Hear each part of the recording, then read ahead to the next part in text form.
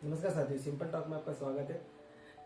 और आपके लिए हम आज विषय लाए हैं जेनजी। जेनजी क्या है? जेनजी ये बहुत चर्चित शब्द चल रहा है मार्केट में, और मार्केट देश में ही नहीं दुनिया में भी इसका प्रभाव देखा गया है। इसका प्रभाव नेपाल, बांग्लादेश, भारत, कई देशों में इसका प्रभाव देखा जा रहा है। जेनजी है क्या एक्चुअल में? इसको परिभाषित किस प्रकार से किया जाए? क्योंकि जो युवाओं के लिए बताया गया है कि ये युवाओं के लिए शब्द प्रयोग किया गया है, और इसने कई देशों की राजनीति में उलटफेर कर दिए है, और कई इसके लिए चर्चित विषय चल रहे हैं। अभी आपने सीजेपी देखा होगा, आपने नेपाल में भी कुछ विषय वस्तु देखे होंगे जहाँ पर अपनी राजनीति पलट गई है। तो इसके लिए इसकी परिभाषा क्या है, इसकी व्याख्या क्या की जाती है, ये कौन लोग हैं? तो हम सिंपल तरीके से जानेंगे कि जेनजी शब्द का प्रयोग क्यों हुआ है और कैसे हुआ है, और इसका मतलब क्या है। जेनजी हकीकत में क्या हो रहा है कि जो पॉप कल्चर है, मॉडर्न कल्चर है ना, उन युवाओं के लिए यूज किया गया है जो कि 1997 से 2012 की जनरेशन के युवा है।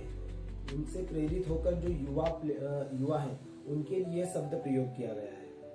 तो जो 1997 से 2012 तक के जो जन्मे हैं, उस दौर में सोशल मीडिया प्लेटफॉर्म का दौर काफी चला है।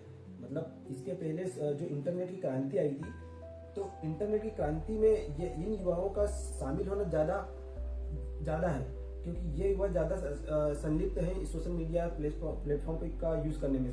फेसबुक हुआ, इंस्टाग्राम हुआ, फिर टिकटॉक हुआ, ये बहुत सारे जो भी सोशल मीडिया है इनका यूज करते हैं ये। तो ये मतलब कनेक्टेड है सोशल मीडिया और इंटरनेट की दुनिया से। तो ये वो लोग हैं जो सोशल मीडिया की कनेक्टिविटी में जुड़े हुए हैं। तो ये इस प्रकार से जो युवा होते हैं जो 1997 और 2012 के हुए, तो जेनजी जो युवा है इनमें आते हैं ये सब युवा। तो हम वही जान रहे हैं, क्योंकि क्या होता है कि बहुत सारे लोगों को पता नहीं, क्योंकि आपने न्यूज में समाचार में देखा तो होगा कि जेनजी आंदोलन हो रहा है ना, जेनजी युवाओं ने ये कर दिया है, जेनजी युवाओं ने वो कर दिया है, लेकिन आपने पता नहीं ना कि जेनजी क्या होता है।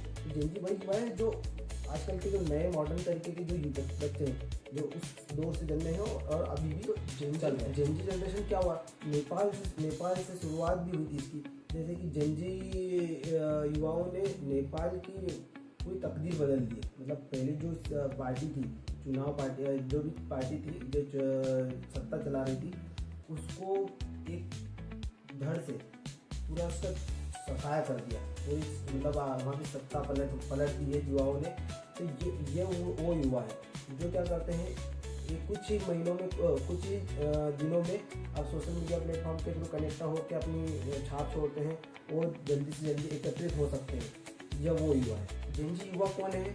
जेनजी युवा वो है जो राजनीतिक पार्टी या सेना या विदेशी ताकत नहीं, बल्कि जो आम युवा है, जो छात्र, सोशल मीडिया पर एक्टिव रहने वाली नई पीढ़ी है, जिनका जन्म तो मैंने बताई कि आपको 1997 से 2012 के बीच हुआ। यानी आज के 15 से 28 साल के युवा हैं, जो कि नेपाल की लगभग आधी युवाओं की है। इस आंदोलन की कमान युवाओं ने ही की थी, और यही छात्र आंदोलन आगे जाके बहुत बड़ा आंदोलन बना। और इसी आंदोलन ने क्या किया है कि वहाँ नेपाल की सत्ता को पूरी तरीके से पलट दिया, और वहाँ पर फिर चुनाव हुए, और फिर पूरे युवाओं ने उस पुरानी सत्ता पार्टी को उखाड़ के फेंक दिया और नई सत्ता पार्टी को लाए। और यही यहाँ पर क्या हो रहा था, एक परिवारवाद, नेपोटिज्म चल रहा है। कैसे भाई बंधु जो भी जितने परिवार है, यही सब मजे मार रहे हैं। बाकी जो आम जनता है यह है ना, मतलब बहुत परेशान है, और ये बेरोजगार होती जा रही है, और इनके मजे लिए जा रहे हैं। सरकार में बैठे हुए लोग हैं, ये मजे ले रहे हैं आम जनता के। सरकार ने कि 26 सोशल मीडिया प्लेटफॉर्म पे बैन लगा दिया था नेपाल में। तो जैसे 26 प्लेटफॉर्म पे बैन लगाया, तो यहाँ की युवा जनता इस कदर भड़की कि उनको इतना बुरा लगा कि आपने बाकी कुछ तो काम नहीं किया, लेकिन जो युवा जो चला रहे थे सिर्फ आप वो दिख रहा है, लेकिन ये नहीं दिख रहा है कि वो बेरोजगार है।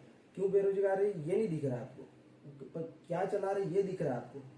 तो वहाँ पर जो 26 सोशल मीडिया प्लेटफॉर्म पर बैन लगाया, इसी के कारण ये छात्र आंदोलन हुआ। और इसके बाद ये आपको तो मैंने बता दिया किस तरीके से वहाँ पर भयंकर तरीके से आंदोलन हुआ, और सत्ता बदल दी इन युवाओं ने। चुनाव हुए, चुनाव के बाद जनता ने वोट डाले युवा पार्टी के खिलाफ। संक्षेप में अगर कहूँ कि जेन जी कौन है, जेन जी वो युवा है जो इंटरनेट का उपयोग करते हैं और पुरानी सोच, रूढ़िवादी सोच और जो बेरोजगार है, भ्रष्टाचार है, इनके खिलाफ लड़ने के लिए जल्दी से जल्दी एकत्रित होते हैं और लड़ने के लिए तैयार रहते हैं और फिर अपनी अपनी आंदोलन करते हैं और सरकार को ये बताना चाहते हैं कि हम भी किसी से कम नहीं हैं। तो आपने देख लिया कि जेन जी का एकदम सिंपल टॉक में किस तरीके से हमने आपको समझाया। तो आप इसको जरूर देखिए, समझिए। अगर नहीं समझ में आया तो कमेंट कीजिए और अगर अच्छा लगा हो तो शेयर कीजिए, लाइक कीजिए और सब्सक्राइब करना ना भूलिएगा। Thank you.